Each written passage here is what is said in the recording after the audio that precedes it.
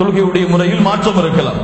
ஆனால் ஆண்களுக்கும் பெண்களுக்கும் வரக்கூடிய எல்லா தொழுகையுடைய முறைகளும் ஒன்றுதான். அப்ப இந்த அடிப்படையில் இந்த 3 உறுப்புகளையும் தனித்தனியாக விலக்கி வைத்தல் சுன்னா. எத்தனாவது சுன்னா?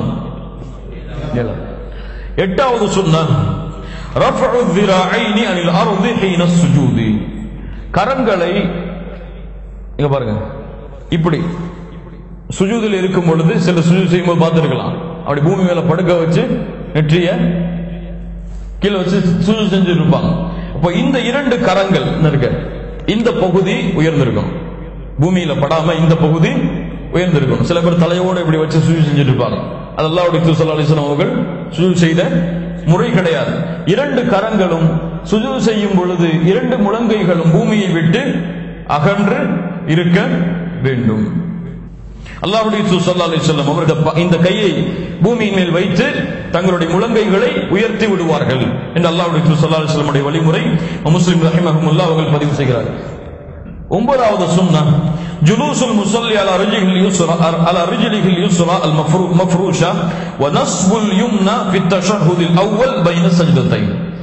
2 அத்தஹியாத்துகள் ஏற்படும் பொழுது, முதல் அத்தஹியாத்தில் உட்காரும் பொழுது ஒரு பாதத்தை பூமியின் மேல் படிய வைத்து இன்னொரு பாதத்தை நட்டி வைத்து பூமியில் பதிய வைத்த பாதத்தின் மீது உட்காருவது. 2 பாதத்தை, ஒரு பாதத்தை பணிய வைத்து இன்னொரு பாதத்தை நட்டி வைத்து கிப்லாவின் திசையை நோக்கி நட்டி வைத்து இந்த பூமியில் படிய வைத்த பாதத்தின் மீது அமர்வது அல்லாஹ்வுடைய தூதர் ஸல்லல்லாஹு அலைஹி வஸல்லம் உடைய வழிமுறை. இந்த முறைப்படி புரியுதா? பாக்குறீங்களா எல்லாரும்? இந்த முறைப்படி 2வது அத்தஹியாத்தில் அமர்வது சுன்னா. இன்னொரு முறை இருக்கிறது. 2வது அத்தஹியாத்திலும் பைன சஜ்தத்தைன், 2 சஜிதாக்களுக்கு இடையில் அமரும் பொழுது, 2 சஜிதாக்களுக்கு இடையில் அமரும் பொழுதும் சுஜூதிலிருந்து எழுந்து உட்கார்ந்திருப்போமே அந்த நேரத்திலேயும் அத்தஹியாத்துடைய முதல் அத்தஹியாத்துடைய இருப்பிலும் இந்த முறைப்படி உட்காருவது சுன்னா. இன்னொரு முறை இருக்கிறது அல்-இக்ஆ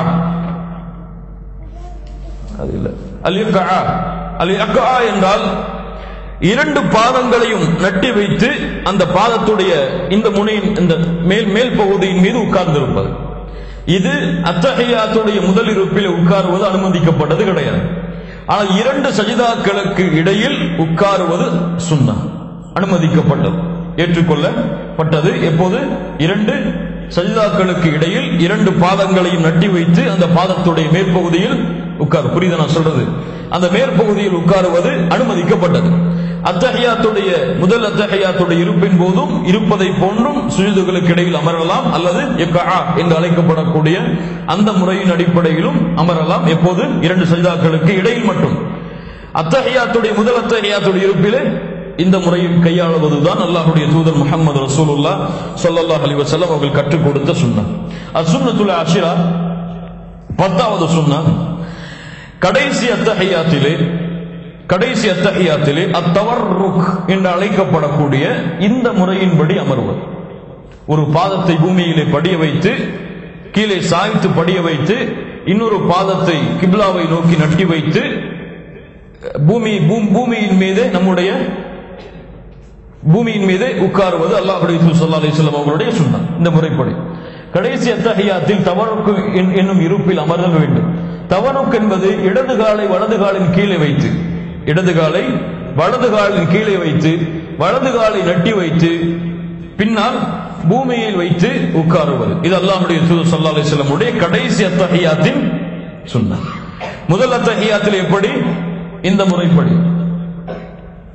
இந்த முறைப்படி அமர்தல். எதிலெல்லாம்?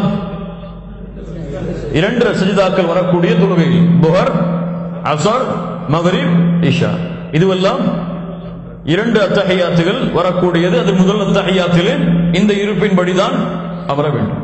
ஃபஜ்ருடைய நேரத்திலும் 2 ரக்காத்துகள் இருக்கிறது, ஒரே ஒரு அத்தஹியாத்து தான் இருக்கிறது. இந்த முறைப்படி அமர்வதுதான் ஏற்றுக்கொள்ளப்பட்ட சுன்னா. கடைசி அத்தஹியாத்துடைய அமர்வை போன்று அமர்வது சில உலமாக்கள் அதையும் அனுமதிக்கிறார்கள். ஆனால் ஏற்றுக்கொள்ளப்பட்டது இந்த முறைதான். முதல் அத்தஹியாத்துடைய முறை என்பதால் 2 அத்தஹியாத்தில் இருக்கும் பொழுது முதல் அத்தஹியாத்தில் இந்த முறைதான். அப்ப இந்த முறைதான் ஃபஜ்ருடைய 2வது ரக்அத்துடைய அத்தஹியாத்தில் அமர வேண்டும் என்று ஷேக் அவர்களும் இந்த புத்தகத்திலே பதிவு செய்கிறார்கள். அதனால் இந்த முறைப்படி அமர்வது சுன்னா. இது கடைசி அத்தஹியாத்தில் துஹர், அஸர், மக்ரிப், இஷா அதனுடைய 4வது அத்தஹியாத்தில் இந்த முறைப்படி அமர்வது சுன்னா. இப்ப 10வது அசுன்னா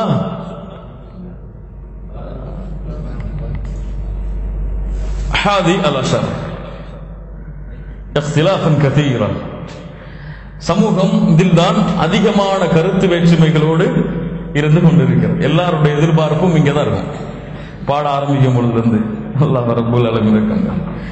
என்ன அல் இஷாரத்து பிஸ் சப்பாபா بالتشهد الأول والثاني من حين يجلس إلى النهاية تشهد وتحريكها عند الدعاء. ஷேக் அவர்கள் என்ன சொல்கிறார்கள்?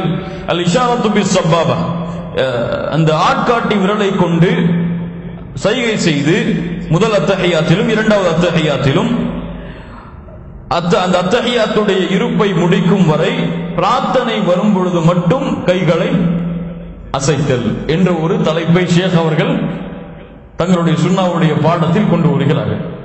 இந்த விஷயத்தில் தான் சமூகம் ஆரம்ப காலத்தில் இருந்து இன்று வரை அதிகமான கருத்து வேற்றுமைகள் உழண்டு கொண்டிருக்கிறது.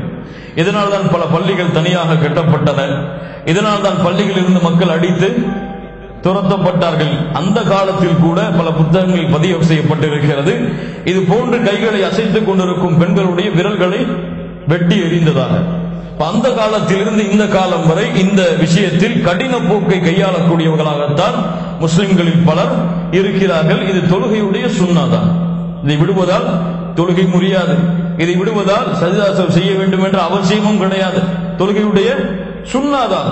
எந்த விஷயத்தில் முக்கியத்துவம் காட்ட வேண்டுமோ தொழுகையில் அந்த விஷயத்தில் முக்கியத்துவம் காட்டாமல், முக்கியம்தான், ஆனால் சுன்னாவுடைய தரத்தில் வரக்கூடிய விஷயத்தில் முக்கியத்துவத்தை கொடுத்து ஷைத்தானுடைய போக்கை, ஷைத்தானுடைய அந்த கருத்து வேற்றுமைகளில் கடின போக்கை கையாளக்கூடிய சமூகமாக நம்முடைய சமூகமும் மாறி இருக்கிறது. இதில் என்ன பிரச்சனை இருக்கிறது என்றால், உலமாக்கள் மத்தியிலே சஹீஹான அறிவிப்பாக பதிவு செய்யப்பட்டாலும் இந்த அறிவிப்புகளை புரிந்து கொள்வதில் தான் வேற்றுமைகள் இருக்கிறது. அந்த அறிவிப்பை புரிந்து கொள்வதில் ஒவ்வொரு ஆலிமும் வேறுபடுகிறார். ஒரு ஆலிமை விட்டு, இது சாதாரண இயற்கையான ஒன்று. தலீல் வரும் பொழுது, ஆதாரம் இருக்கும் பொழுது ஆதாரத்தை ஒவ்வொரு ஆலிமும் தனித்தனியான முறையில் தான் புரிந்து கொள்வார்கள். இதில் இந்த அத்தஹியாத்துடைய இந்த இருப்பிலே ஆட்காட்டி விரலை உயர்த்துவதில் 2 விஷயம் எல்லா உலமாக்களாலும் ஏற்றுக்கொள்ளப்பட்டது. அது என்ன? இஷாரா, கைகளை உயர்த்துதலோ அல்லது அசைத்தலோ ஆரம்பத்தில் இருந்து இறுதி வரை இருக்க வேண்டும். ஆரம்பத்திலிருந்து இறுதி வரை. அத்தஹியாத்திலே அஷ்ஹது அல்லா இலாஹ இல்லல்லாஹ் அல்லது அஷ்ஹது அன்ன முஹம்மது ரசூலுல்லாஹ் என்று கூறும் பொழுது கைகளை உயர்த்தி கீழே போடுவது சுன்னா கிடையாது. எந்த ஹதீஸின் அடிப்படையிலும் இந்த முறையை நாம் எடுக்க முடியாது. அல்லாஹ்வுடைய தூதருடைய சுன்னாவில் எந்த ஹதீஸும் இதற்கு ஆதாரமாக கிடையாது. இருந்தால் தலை மீது வைத்ததை செயல்படுத்தி இருப்போம். அல்லாஹ்வுடைய தூதர் இப்படி வழிமுறையை காட்டாத பொழுது நாம அந்த வழிமுறையை கையாளுவது ஒழுக்கம் கிடையாது. ஆரம்பத்திலிருந்து இதுவரை கைகளை அசைத்தலோ அல்லது உயர்த்துதலோ வேண்டும். 2வது, இந்த ஆட்காட்டி விரலை தவிர வேறு எதை கொண்டும் நாம் இஷாரா செய்யக்கூடாது. என்ன இதில் கருத்து வேற்றுமை? பைஹக்கி ரஹிமஹுல்லாஹ் பதிவு செய்கிறார்கள், பிஸனதின் சஹீஹான சனதோடு வாஇல இப்னு ஹுஜர். இந்த சஹாபி நிறைய பேருக்கு தெரியும். வாஇல இப்னு ஹுஜர் இந்த நபித்தோழர் கூறுவதாக, அல்லாஹ்வுடைய தூதர் அத்தஹியாத்தில் அமர்ந்தார்கள். ஃபரஐதுஹு யுஹர்ரிகுஹா யதுஉ பிஹா. அல்லாஹ்வுடைய தூதர் ஒருவரை அழைப்பது போன்று அசைத்துக் கொண்டே இருந்தார்கள். ஒரு முறை அசைத்தார்களா அல்லது பல முறை அசைத்தார்களா? சில உலமாக்கள் இந்த அதீதை கொண்டு பல முறை அசைத்தார்கள் என்று சொல்லி கைகளை அசைக்க கூறுகின்றார்கள். சில உலமாக்கள் கிடையாது, ஒரு முறைதான் அல்லாஹ்வுடைய தூதர் அசைக்க கூறினார்கள். அதற்கு வேறொரு ஹதீஸும் ஆதாரமாக அமைகிறது என்று வேறொரு ஹதீஸையும் எடுத்து வைக்கிறார்கள். இந்த ஹதீஸை பதிவு செய்யக்கூடிய இமாம் பைஹக்கி ரஹிமஹுல்லாஹ் அவர்கள் அந்த ஹதீஸை சஹீஹான அறிவிப்பில் பதிவு செய்கிறார்கள். அவர்கள் என்ன சொல்கிறார்கள்? ஷேக் இமாம் பைஹக்கி ரஹிமஹுல்லாஹ் அவர்கள் சொல்கிறார்கள், யஹ்தமிலு யகூனல் முராத் பித்தஹரீக், இந்த கைகளை அசைத்தல் என்று அல்லாஹ்வுடைய தூதருடைய இந்த முறையில் வரக்கூடிய கைகளை அசைத்தல் அல் இஷாரா, சைகை செய்ததானே தவிர அசைத்தல் கிடையாது. யார் அறிவிக்கிறார்? யார் இந்த ஹதீஸை பதிவு செய்கிறார்களோ அவர்களே சொல்லுகிறார்கள், கைகளை அசைத்தல் கிடையாது. இதனுடைய அர்த்தம் ஒரு முறை சைகை செய்தல் தான். இது யாருடைய புரிதல்? பைஹக்கி ரஹ்மஹுல்லாஹ் அவர்களுடைய புரிதல்.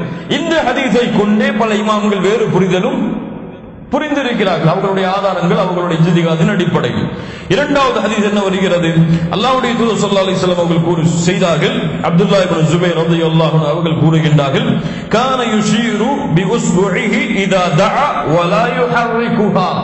அல்லாஹ்வுடைய தூதர் இந்த ஆட்காட்டி விரலை வைத்தார்கள், ஆனால் கைகளை அசைக்கவில்லை. வலா யுஹர்ரிகுஹா, கைகளை அசைக்கவில்லை. இப்ப தெளிவாகவே இந்த இடத்தில் வந்ததால் இந்த ஹதீஸை கொண்டும் சில இமாம்கள் அசைப்பது அனுமதி கிடையாது, நேராக வைத்தல்தான் அனுமதி என்று சொல்கிறார்கள். அப்ப இந்த இரண்டு ஹதீஸும் சஹீஹான அறிவிப்பாக இருப்பதால் உலமாக்களுடைய ஏற்றுக்கொள்ளப்பட்ட கருத்து என்னவென்றால், இரண்டையும் செய்வதில் எந்த தவறும் கிடையாது. இரண்டையும் செய்வதில் எந்த தவறும் கிடையாது. அசைக்காமல் இருப்பதோ அசைப்பதோ அல்லாஹ்வுடைய தூதர் ஸல்லல்லாஹு அலைஹி வஸல்லம் அவர்களுடைய வழிமுறையில் உள்ளதுதான். அவர்களின் புரிதலின் அடிப்படையில் கருத்து வேற்றுமைகள் ஏற்படும். அது இயற்கையான கருத்து வேற்றுமை தான். அவர்களுக்கு எந்த புரிதல் சரியாக படுகிறதோ அல்லாஹ் ரப்பல் ஆலமீன் கொடுக்கின்ற அருள் அடிப்படையில் அதன் அடிப்படையில் செயல்படலாம். அல்லாஹ் அதை அங்கீகரிப்பான் இன்ஷா அல்லாஹ். சுன்னதான் அல்லாஹ் அதை அங்கீகரிப்பான். ஆனால் இந்த விஷயத்தில் கருத்து வேற்றுமை பட்டு தொழுகைக்கே வராமல் இருப்பதோ அல்லது அல்லாஹ்வுடைய பள்ளிகளை புறக்கணிப்பதோ அல்லது இதில் வேற்றுமை